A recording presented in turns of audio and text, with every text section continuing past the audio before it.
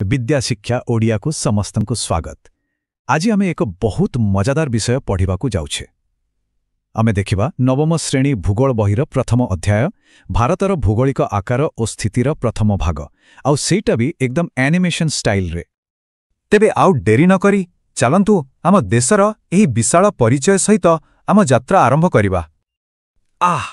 एही वाक्यटी सुनिले ही मनरे गोटे अलगा अनुभव आसे नाही कि? कल्पना करंतु टिके उत्तर रे उच्च हिमालय ठारू आरंभ करी दक्षिण रे कन्याकुमारीर सेई समुद्र तट पर्यंत बास एई विशाल भूखंड ही तो आम भारत। अच्छा, ए जो विशालता कथा आमे कहूछे ताकु टिके संख्यारे बुझिले केमिति हबो, कारण कोनोसी देश को जानिबा पाए तारा आकार को संख्यारे बुझिबाटा बहुत जरूरी। आउ ए संख्यागुड़िक खाली नंबर नुहे बरং एहा आम देशर शक्ति आउ परिचयर गोटे मापदंड। तेबे सबुठु गुरुत्वपूर्ण आउ प्रथम संख्याटी होउची एटा 3.28 मिलियन वर्ग किलोमीटर। एटा होउची आम भारतर समुदाय भौगोलिक क्षेत्रफल। एही संख्याटी को भल भाबरे मने रखंतु, कारण आगो को आमर सबु आलोचना एहा उपरे ही आधारित हेबो। एबे देखंतु आउ गोटे मजादार कथा। एते विशाल माने 3.28 नियत वर्ग किलोमीटर रो भूखंड पूरा पृथ्वीर मोट क्षेत्रफलर मात्र 2.4%। भाबिले आश्चर्य लागुछि ना? एते बड़ देश किंतु विश्व तुलनारे गोटे छोटो अंश मात्र। तेबे मनरे गोटे प्रश्न आसुथिबो, जदि आम देश पृथ्वीर मात्र 2.4% ताहले आकार हिसाब रे एहार स्थान केते? तेबे उत्तरटी हेउची भारत हेउची पृथ्वीर सप्तम बृहत्तम देश। हाँ, आमे जानिगले जे भारत 7 नंबर रे अछि, किंतु आम आगुरु जो 6टी देश अछंती सेमाने किए? आसंतु गोटे तुलना करी देखिबा।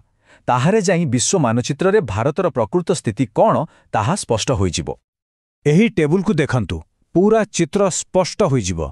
देखंतु सबा ऊपर अछि रूसिया, तापरे कनाडा, अमेरिका, चीन, ब्राजिल आउ ऑस्ट्रेलिया, आउ शेषरे सप्तम स्थान रे आसुछि आम देश भारत। तेणु एथिरु जणा पडुछि जे भारत विश्वर बड़ बड़ देशमानक मध्यरे निजरे एक स्वतंत्र स्थान रखिछि। हेले कौनसी देशर कहानी कौन केवल तार क्षेत्रफल भितरे सीमित थाए? ना, तार सीमा रेखा माने तार स्थलभाग आउ जलभागर सीमा तार परिचय आउ इतिहास को गढ़िबारे बहुत बड़ भूमिका नहीं थाए। एठी टिके नजर पकांतु। भारतर स्थल सीमा रेखा होछि प्राय 15,200 किलोमीटर। भावन्तु त केते लंबा। आउ सेही बड़ी आमर जो उपकूल रेखा बा समुद्र तट अछि सेटा भी किछि कम नुहे। जदि आमे अंडमान निकोबर आउ लक्षद्वीप को मिसेई देबा तेबे एहार लंब प्राय 7,500 किलोमीटर हेबो।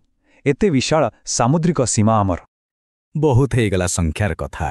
एबे आसंतु भारतर सेही खास भौगोलिक वैशिष्ट्य विषय जानिबा जहा पाए पूरा दुनिया रे भारतर गोटे अलगा परिचय रहिछि। आमे समस्ते भारतीय उपमहादेश बोली सुनिछे, किंतु काहेकि एहाको उपमहादेश कुआ जाय? कारण हेउछि एहा एक एमिति सुसंगठित भूखंड जहा उत्तर रे हिमालय और बाकी 3 पटे समुद्र द्वारा घेरी होई रहिछि। एहा ही एशिया महादेशरु एहाको गोटे अलगा और स्वतंत्र भौगोलिक परिचय देइथाय। आउ गोटे कथा, भारत एक बहुत बड़ उपद्वीप मध्य। मानचित्र को देखिले जणा पड़िबा जे भारतर दक्षिण भाग केमिति धीरे धीरे सरू होई समुद्र भितर को पसि जाइछि। आउ भूगोलर एही आकृतिर परिणाम बहुत ही गुरुत्वपूर्ण। तेबे ही उपद्वीपीय आकृतिर दुईटा बड़ फलाफल अछि। प्रथमतः यह भारत महासागर को 2 भागरे बांटी देउछि, पूर्व पटे बंगोपसागर आउ पश्चिम पटे आरब सागर।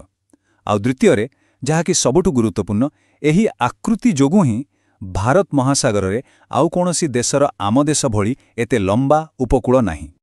एठो गोटे बहुत मजेदार प्रश्न सामना को आसुछि। केबे भाबिछंती कि गोटे पूरा महासागरर ना आम देशर नारे काहेकि भारत महासागर एमिति काहेकि हला? यार उत्तर जेतिकी सरल सेतिकी शक्तिशाली। कारण हेउछि एही महासागर रे भारतर ज्यों भली गुरुत्वपूर्ण स्थिति आउ जेते लंबा उपकूल रहिछि सेमिति आउ कोनोसी देशर नाही।